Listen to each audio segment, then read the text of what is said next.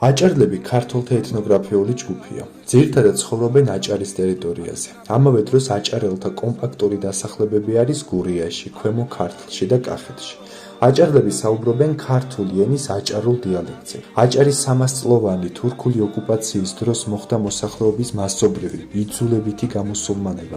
მიუხედავად ამისა, მათ შეინარჩუნეს ეროვნული თვითშეგნება, მშობლიური ენა, თვითმყოფადი კულტურის და ყოფაცხოვრების ფორმები.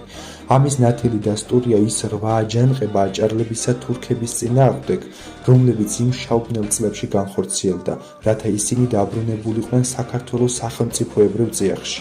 იაკობ გოგებაშვილი აჭარლებზე წერს: აჭარლები აგებულებით, ენითა და ჩვეულებით ნამდვილი ქართველები არიან დღემდე.